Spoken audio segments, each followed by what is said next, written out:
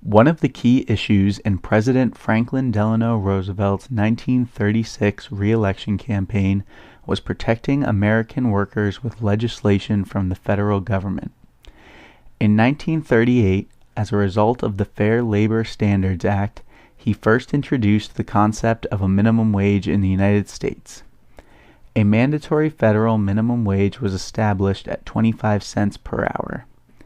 Since then, the national government has attempted to increase the minimum wage to keep up with inflation over the last 77 years. The last time that the minimum wage was increased at a federal level was on July 24, 2009, but many Americans believe a further increase is now overdue.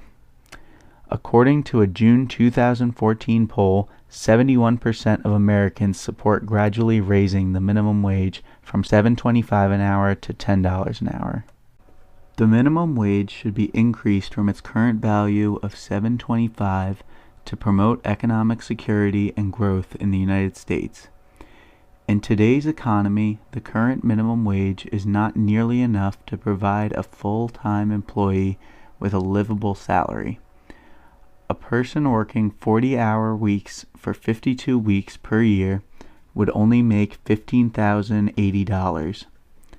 This figure would be below the poverty line for a family of two and more than $4,000 below the poverty line for a family of three.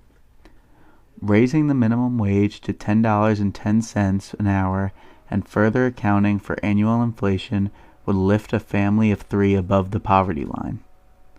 Many people have the misconception that those who earn minimum wage are for the most part teenagers working their first jobs.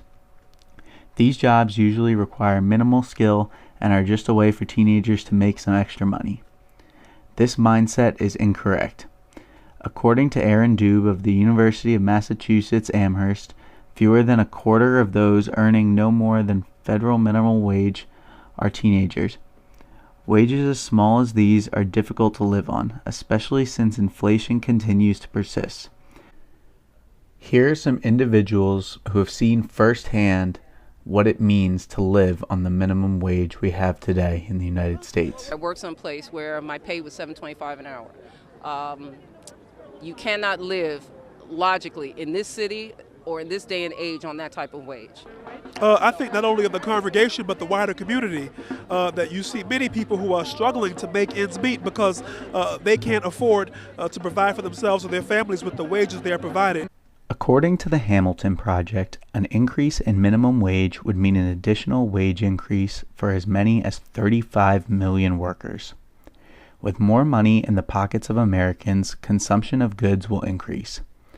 This will have the effect of increasing our nation's gross domestic product, or GDP, and increasing GDP is vital for the economic growth of the United States as a whole. Opponents of increasing minimum wage in the United States say that increasing the minimum wage will decrease the amount of jobs available for workers.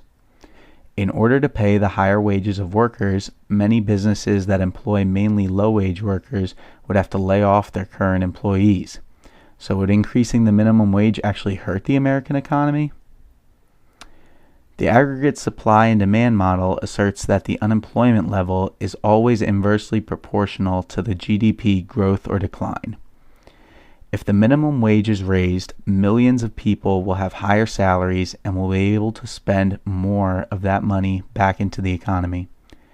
This increase in wages and perceived wealth would shift the aggregate demand to the right, resulting in an increase in GDP. Due to the perceived increase in wealth, they will spend more and consume more goods, providing more money to businesses and giving them more money to keep their employees. This broad increase in consumption also by definition raises the national GDP, thereby decreasing unemployment. Increasing the minimum wage could initially increase unemployment, which is why we think the opposition is nervous to do so. However, an increase in unemployment is often a sign that we are coming out of a recession. The United States will benefit from more money circulating through the economy. It should help both small and large businesses as consumption increases. Even though there is a possibility of an initial spike in unemployment, The increase in circulation of money should help businesses, allowing them to rehire their workers to keep up with the spending of consumers. FDR originally created the minimum wage to protect hardworking Americans and secure them a livable wage. Today, it is our duty to ensure this protection continues. Join the movement today to support raising the minimum wage so that we can be heard by our representatives in Congress. Raise your voice, raise hardworking Americans out of poverty, raise the minimum wage.